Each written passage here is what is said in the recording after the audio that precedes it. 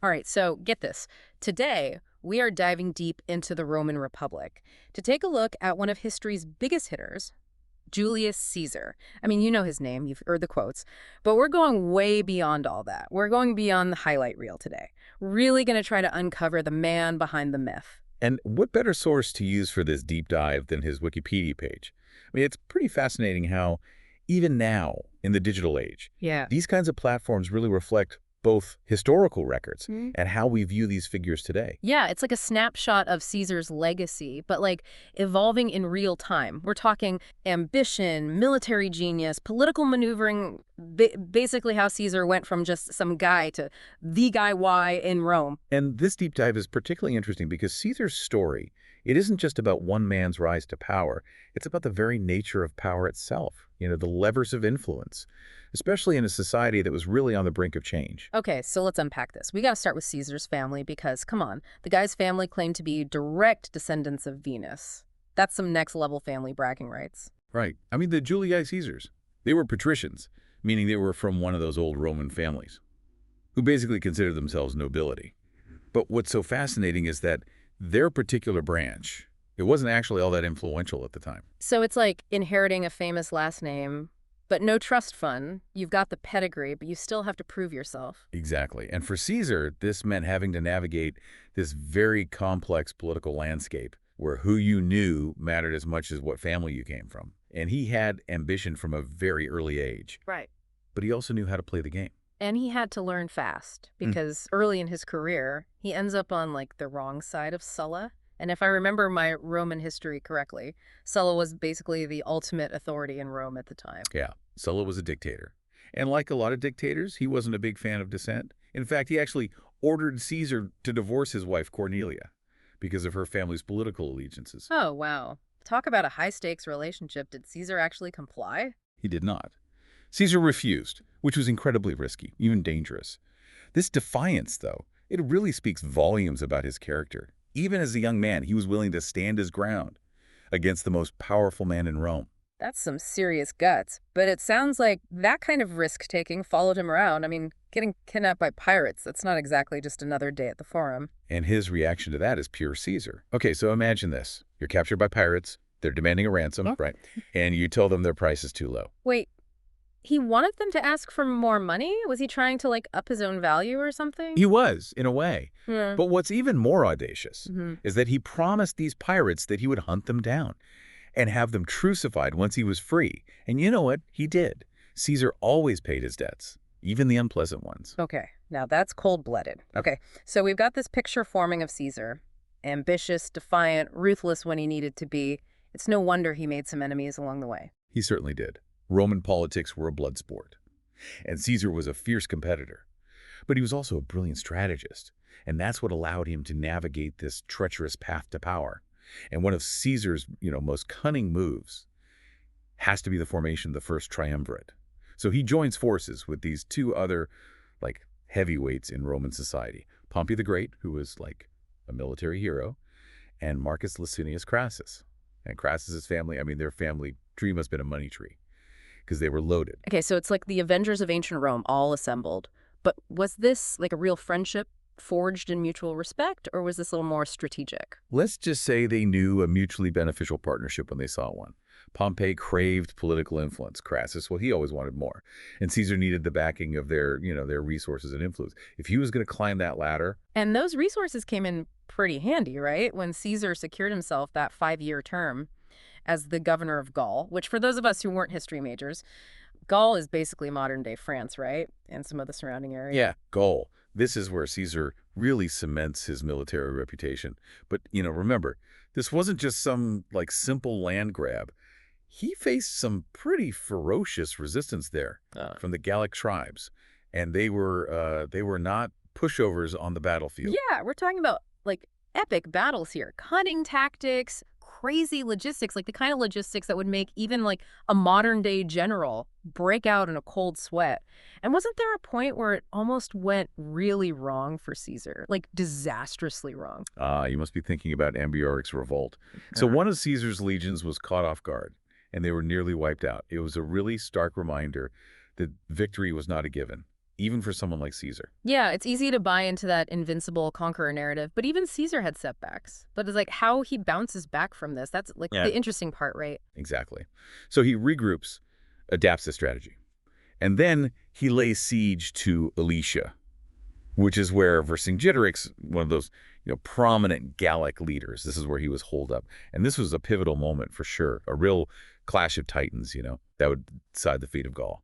And Caesar, being Caesar, emerges victorious.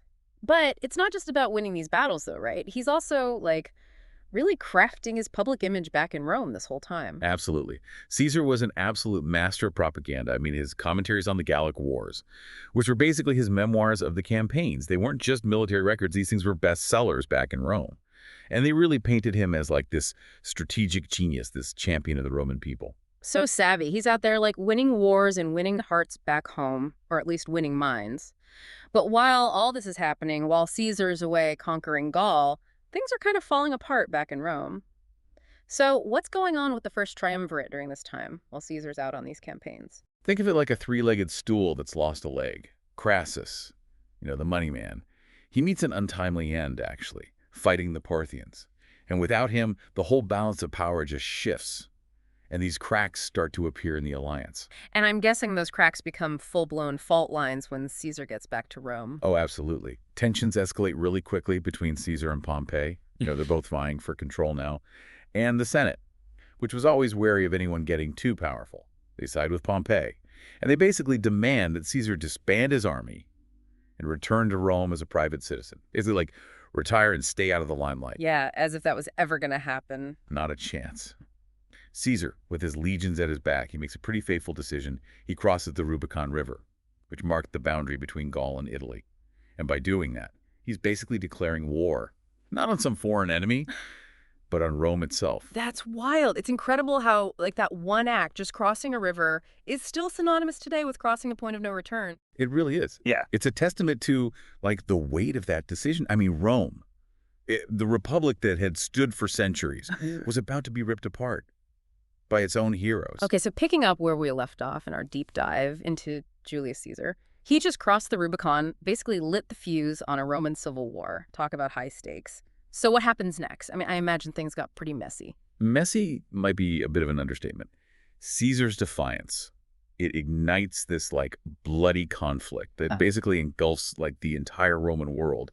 This is a real clash of titans. You've got Caesar's legions facing off against those still loyal to Pompey. Yeah. Battles raging across Italy, Spain, Greece. I mean, just imagine it. The political maneuvering, the backroom deals, just the sheer scale of ambition on display. It's hard to even fathom, like, being in Caesar's position. To lead an army against your own countrymen, that had to, like, weigh on him, right? Yeah. Even with everything else going on. It's a question that still has historians debating today. I mean, was Caesar driven by this genuine desire for, like, a better Rome? Or was this all just pure ambition, whatever his motivations, the culmination of this whole conflict? It all comes down to the Battle of Pharsalus in 48 BC.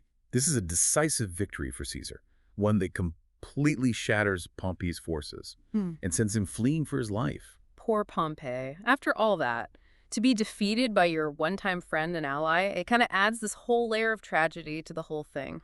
But Caesar doesn't just stop at conquering nations, right? I mean, he's got that famous encounter with Cleopatra right around this time, too. Yes, their affair. It's become like the stuff of legends. So Caesar, after defeating his enemies, travels to Egypt. And it's there that he meets Cleopatra, who is the last active ruler of the Ptolemaic kingdom. A woman known for her intelligence, her charm, and definitely her political acumen. Cleopatra was no damsel in distress. Oh, no, definitely not. Talk about a power couple. But their relationship, it wasn't just a romantic fling, right? This had political implications, too. Absolutely. Cleopatra was fighting to maintain her grip on power. And an alliance with Caesar, the rising star of Rome, well, it offered some pretty clear strategic advantages. And in fact, they eventually have a son together, Caesarion. Wow, okay. So Caesar's got empires on his mind, a queen by his side. But even with all this success, there's this growing sense of unease back in Rome, isn't there? There is. You see, as Caesar consolidates his power, he also starts becoming, well, increasingly autocratic. He's assuming more and more authority. And in doing so, he's really starting to challenge the very foundations of the Republic. And this really alarms some members of the Senate, who start seeing him as this threat to their own power and to the traditional Roman way of life. And that brings us to what might be the most infamous date in all of Roman history, the Ides of March. March 15th, 44 BC. I mean, even if you don't know the specifics, everyone's heard that phrase. It's true. It's a date that's basically become synonymous with betrayal and the fickle nature of power. So a group of senators, fueled by their fear and this desire to somehow preserve the Republic, they confront Caesar in the Senate chamber, and they assassinate him, stabbing him multiple times. It's a brutal end, almost Shakespearean, you could say, to a life that was so defined by ambition and achievement. But Caesar's story, it doesn't end there, does it? His legacy lives on, right? Long after those knives came out. It does. In a way, Caesar's death only serves to, amplify his influence. His assassination sends shockwaves through Roman society, leading to, even more upheaval, and ultimately paving the way for the rise of the Roman Empire, under the rule of Caesar's great-nephew and heir, Octavian, who would later become known as Augustus Caesar. Wow, so it's like, oh, ironically, the very people who were trying to save the Republic by getting rid of Caesar, they actually ended up helping to bring about its demise. Makes you wonder what Caesar would have thought of it all, huh? It really does. It's such a fascinating question. Did Caesar actually aspire to be king? Or did he truly believe that he was, acting in Rome's best interest?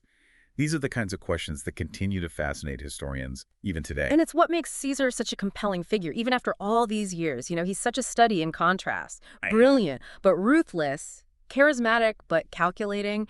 He really left an indelible mark on history and in a very real way helped shape the course of Western civilization. He did. His name became synonymous with power. And his titles have echoed through the ages. Kaiser, Tsar, Emperor, they're all just derivatives of Caesar.